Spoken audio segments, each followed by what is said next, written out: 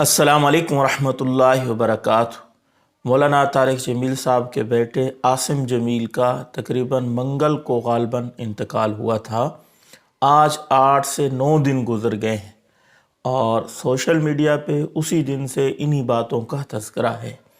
نہ چاہتے ہوئے بھی اس موضوع پہ ویڈیو بنانی پڑی کیونکہ بہت سارے لوگ اس حوالے سے بات کر رہے ہیں اور بہت سارے لوگ جواباً لیپا توپی کر رہے ہیں۔ جب بھی اس قسم کا معاملہ ہوتا ہے، یعنی ہمارے کسی بڑے حضرت مولوی صاحب سے کوئی شریعت کے خلاف کام ہو گیا تو بہت سارے لوگ اس کا دفاع کرنے لگ جاتے ہیں، حالانکہ ایسا نہیں کرنا چاہیے، یہ بالکل غلط ہے۔ چاہے اتنی بڑی شخصیت ہو، اس سے اگر شریعت کے خلاف کام ہو گیا ہے تو اس کو ہم غلط ہی کہتے ہیں، یہ نہیں کہتے کہ ان کا مقصد یہ ہوگا، وہ تو اتفاق کے لیے کر رہے تھے، وہ تو ایسے تبلیغ کے میدان میں ہیں اس لیے وہ یہ کام کرتے ہیں تاکہ لوگ قریب آئیں۔ ایسا نہیں ہے بھائی، کوئی بھی کام ہو جب قرآن حدیث شریعت سے ٹکرا رہا ہو وہ غلط ہے، چاہے کسی نظریے سے بھی کیا جائے، اور خاص طور پہ وہ آدمی کرے گا جو انٹرنیشنل قسم کا آدمی ہو، لوگ اس کے ہر عمل کو فالو کرتے ہوں، تو پھر تو اس کے اوپر نکیر لازمی بنتی ہے۔ اور جہاں تک عاصم جمیل کے انتقال کی بات ہے تو ہم مولانا طارق جمیل صاحب کے اس دکھ میں غم میں برابر کے شریک ہیں۔ بہت بڑا صدمہ ان کو پہنچا ہے، اللہ تعالیٰ ان کو صبر جمیل عطا فرمائے اور ان کے بیٹے کی کامل مغفرت فرمائے، آمین یا رب العالمین۔ دیکھیں، مولانا کے بیٹے عاصم جمیل کے انتقال کی جب خبر ملی تو دل نہیں مان رہا تھا کہ یہ مولانا کا بیٹا ہے، کیونکہ بات ایسے چلی، لوگوں نے کہا خودکشی کر لی اس نے اور یہ عاصم جمیل مولانا طارق جمیل صاحب کا بیٹا ہے۔ تو میں نے فوراً کہا ان کا تو ایک ہی بیٹا ہے، میرے علم میں نہیں تھا کہ ایک سے زیادہ بیٹے ہیں ان کے۔ پھر یہ مولانا کی خود گفتگو سے اور لوگوں کے تبصرے سے پتہ چلا کہ مولانا کے 3 بیٹے ہیں اور یہ چھوٹا چھوٹا بیٹا تھا۔ پھر تحقیق کرنا شروع کی کہ موت کیسے ہوئی ہے۔ بعض لوگ سوشل میڈیا پہ کہہ رہے تھے کسی نے فائر کیا ہے، ان کو قتل کر دیا ہے، لیکن مولانا یوسف جمیل صاحب جو مولانا طارق جمیل صاحب کے بیٹے ہیں، ان کا جب بیان آیا انہوں نے کہا ایسی بات نہیں ہے جیسا لوگ کہہ رہے ہیں، وہ ایک ذہنی مریض تھے، وہ اپنی مرض سے تنگ آ کے گارڈ سے گن لی اور اپنے آپ کو ختم کر دیا ہے۔ پھر دوسرے دن جو مولانا کے بھائی ہیں ڈاکٹر طاہر صاحب، ان کا بیان اس کے بالکل برعکس آیا۔ انہوں نے کہا کہ میرا بیٹا اور مولانا طارق جمیل صاحب کا یہ بیٹا عاصم جمیل جم کر رہے تھے، جم میں موجود تھے اور یہ ایسے ہی گن لے کے اس کے ساتھ کھیلنے لگا، ٹک ٹک کرنے لگا، ایسے ہی ایک بدبخت اس کے اندر گولی تھی جو اس کے سینے پہ جا کے چلی اور اس کی وفات ہو گئی۔ اور خود مولانا طارق جمیل صاحب کے ٹویٹر سے بھی یہ خبر آئی کہ ایک حادثے میں ان کا انتقال ہو گیا ہے۔ بہرحال ان کا انتقال ہو گیا، اس کا معاملہ اللہ کے سپرد ہے، اللہ جانے اور وہ جانے کیا ماجرا تھا، خودکشی تھی، کیسے موت ہوئی، بہرحال اس کے اوپر ہم تبصرہ نہیں کرتے، اللہ تعالیٰ اس کی مغفرت کرے۔ اصل جو بات ہے یہاں کہنے کی وہ یہ ہے کہ مولانا طارق جمیل صاحب نے کچھ کام ایسے کیے ہیں جو مزاج شریعت، مزاج اہل سنت دیوبند کے خلاف ہیں۔ ان میں سے پہلا کام جو ان سے ہوا ہے کہ انہوں نے جنازے کے اوپر اپنے بیٹے کی کلخانی کا اعلان کیا ہے۔ ہمیں اندازہ نہیں تھا کہ یہ جنازے میں انہوں نے اعلان کیا ہے، یہ تو ہم اس وقت اجتماع پہ جا رہے تھے، اس کی تیاری میں تھے، ہم نے سمجھا کہ یہ ایسے ہی کسی نے خبر چلائی ہے، کسی فیک اکاؤنٹ سے چلی ہے، کیونکہ مولانا طارق جمیل صاحب کے ٹویٹر اکاؤنٹ پہ اور آفیشیل جو یوٹیوب چینل ہے وہاں یہ خبر نہیں تھی اس وقت تک۔ وہ کوئی ایج ایک نام سے ایک چینل ہے یوٹیوب پہ، اس پہ خبر موجود تھی۔ پتہ چلا کہ یہ چینل بھی مولانا کی نگرانی میں ہی چلتا ہے، مولانا کی تائید ان کو حاصل ہے، انہوں نے یہ خبر چلائی ہے۔ پھر ہم نے کہا یقیناً یہ مولانا کی تائید ہی ہوگی، مولانا اس کے اتفاق ہی کر رہے ہوں گے، وہی کلخانی کرا رہے ہیں۔ بہرحال اس لیے ہم نے اس کے اوپر تبصرہ نہیں کیا، تحقیق میں رہے۔ پھر جب دوسرے دن کلخانی ہوئی تو مولانا بالکل کلخانی کے اوپر بیان کر رہے ہیں۔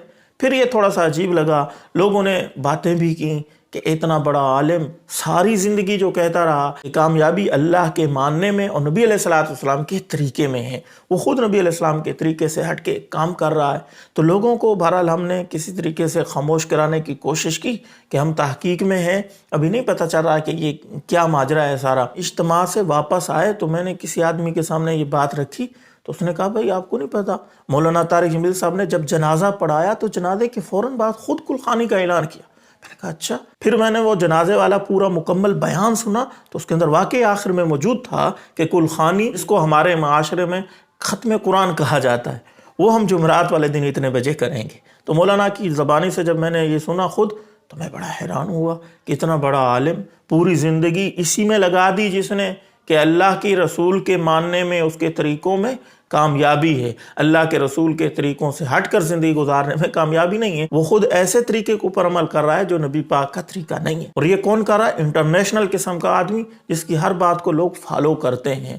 یقیناً لوگ کہیں گے کہ اتنا بڑا عالم جب کر رہا ہے تو جاہلوں کو راستہ مل جائے گا، وہ بھی اس کے اوپر عمل کرنا شروع کر دیں۔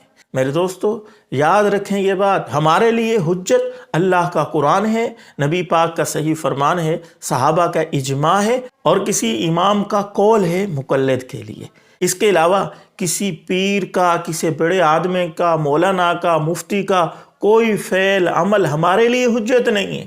اگر وہ شریعت کے خلاف ہے، وہ بدعت ہے، تو وہ نری گمراہی ہے، ہم اس کو فالو نہ کریں، اس کے اوپر عمل نہ کریں۔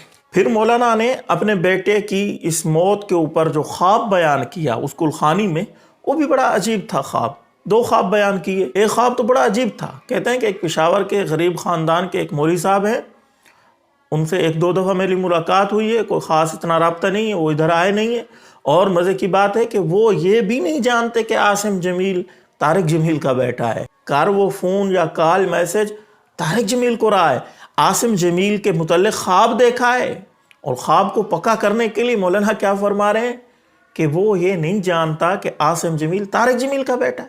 کتنے عاصم جمیل روزانہ مرتے ہیں، خودکشیاں کرتے ہیں، کتنے لوگ اس قسم کے جاتے ہیں۔ پھر اس نے مولانا کو کیوں کال کی جب وہ جانتا نہیں ہے؟ خواب کو سچا کرنے کے لیے مولانا نے جو تمہید باندھی، لا حول ولا قوت الا باللہ۔ میں تو حیران ہوں یار، اس قسم کی باتیں اتنا بڑا عالم، اتنا بڑا آدمی کر سکتا ہے؟ اس کو سلیم الفطرت انسان نہیں مانے گا، کیونکہ مولانا نے بڑی عجیب بات کی ہے۔ ان کو یہ بھی علم نہیں ہے کہ یہ عاصم جمیل طارق جمیل کا بیٹا ہے، اور وہ میسج مجھے کر رہا ہے۔ یعنی خواب کو سچا کرنے کے لیے اتنی بات کہہ دی کہ اس کو پتہ نہیں ہے۔ وہ خواب جو سچا ثابت کرنا تھا، اس لیے یہ بات مولانا نے کہہ دی۔ پھر دوسری بات جو کی کہ وہ مولانا صاحب روزانہ 1,00,000 مرتبہ درود پڑھتے ہیں۔ تو یہ بات جب مولانا نے کہی نا، تو یہ تو کسی سے بھی بات ہضم نہیں ہوتی۔ دیکھیں، ایک دن کے اندر جو سیکنڈ بنتے ہیں وہ تقریباً 86,400 سیکنڈ بنتے ہیں۔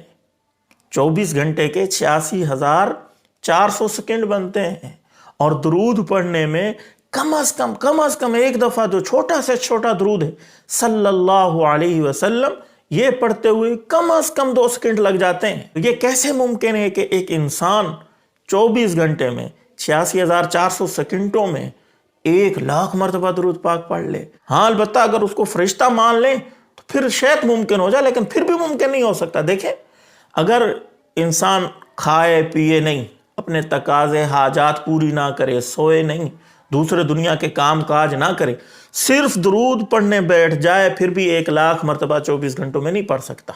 یہ مولانا ظاہر ہے ایک انسان ہی ہوں گے۔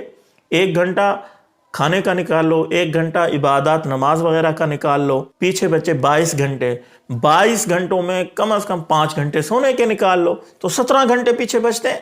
تو 17 گھنٹوں میں 1,00,000 مرتبہ کیسے یہ درود پڑھتا ہوگا؟ یہ بات بھی قابل اعتراض ہے کہ کیسے ہو سکتا ہے۔ تو یہ ساری باتیں جو ہیں مزاج شریعت کے خلاف ہیں بالکل۔ آپ صبر کرتے، اللہ نے اتنا بڑا صدمہ دیا ہے، ظاہر ہے۔ پھر میں کہتا ہوں آپ کے دکھ میں، غم میں ہم برابر کے شریک ہیں، لیکن صبر اس طرح نہیں ہوتا جس طرح آپ کر رہے ہیں۔ خدا نہ خواستہ اگر آپ کے بیٹے سے غلطی ہو گئی ہے تو انسان ہے، خطا کا پتلا ہے، اس نے خودکشی کر لی ہے، تو اللہ اس کو معاف کر دے گا۔ کون کہتا ہے کہ انسان سے غلطی نہیں ہوتی؟ اس کا معاملہ اللہ کے سپرد ہے۔ پھر آپ لیپا توپی کر کے اس کو شہید کہنے کے درجے پہ پہنچے ہوئے ہیں، اور سارے کام شریعت کے مزاج کے خلاف کر رہے ہیں۔ قبر کھودی گئی، قبر کے اوپر پھول ڈالے گئے۔ مولانا وہاں تشریف فرمائے، کرسی کے اوپر آرام سے بیٹھے دیکھ رہے ہیں۔ حالانکہ جتنے بھی دارالفتاوی ہیں تمام سے آپ تحقیق کر لیں، قبروں کے اوپر پھول ڈالنا یہ ناجائز ہے۔ سعودی عرب کے ہیں، انڈیا کے ہیں، پاکستان کے، جہاں کے بھی دارالفتاوی ہیں، کسی بھی ادارے سے آپ پتہ کر لیں، یہ بالکل فضول خرچی میں ناجائز کام ہے۔ صحابہ کرام کی قبریں، احد کے دامن میں 70 صحابہ کی قبریں موجود ہیں، کسی قبر کے اوپر پھول نہیں ہے۔ نبی علیہ السلام کی زندگی میں آپ کی اولادوں کے انتقال ہوئے، نبی علیہ السلام نے یہ کام نہیں کی ہے جو آج ایک امت کا داعی مبلغ کر رہا ہے۔ تو بہرحال ہمیں اور آپ کو اس قسم کی باتوں کو فالو نہیں کرنا، ان سے بچنا ہے۔ یہ شریعت کے خلاف چیزیں جتنی بھی ہیں، اور شریعت کے خلاف جو چیزیں ہوتی ہیں نا جی، وہ بدعت ہوتی ہیں۔ اور نبی علیہ السلام کا فرمان ہے کل بدعت ضلالہ وکل ضلالۃ فی النار۔ اس لیے ہم نے اپنے پیر و مرشد کو، اپنے جو بڑے بڑے مولوی ہیں ان کے وہ کام نہیں لینے، اپنی زندگی میں نہیں اپنانے جو شریعت کے خلاف ہو۔ ہاں شریعت کے مطابق ان کے کام ہیں، ان کے اوپر چلیں، کون نہیں منع کرتا۔ اللہ تعالیٰ ہم سب کو صراط مستقیم کے اوپر چلتے ہوئے نبی علیہ الصلوۃ والسلام کی سنتوں کے اوپر عمل کرتے ہوئے زندگی گزارنے کی توفیق عطا فرمائے۔ آخر میں پھر کہوں گا کہ مولانا کے اس بیٹے کا بہت بڑا صدمہ ہے مولانا کے اوپر، اللہ تعالیٰ ان کو صبر جمیل عطا فرمائے، ان کے بیٹے کی مغفرت فرمائے۔ ہمیں مولانا سے کوئی ذاتی اختلاف نہیں ہے، یہ جو باتیں بیان میں نے کی ہیں بہت سارے لوگ ان کو لے کے دلیل اور حجت بنا رہے ہیں، اپنی زندگی میں اس طریقوں کو اپنانے کا ان کو راستہ مل رہا ہے، اس لیے میں نے ان کی نکیر کر دی، اس کے اوپر تھوڑی سی بات کر دی ہے۔ آپ اس بارے میں کیا کہتے ہیں کمنٹ میں ضرور اظہار کریں۔ السلام علیکم ورحمۃ اللہ وبرکاتہ۔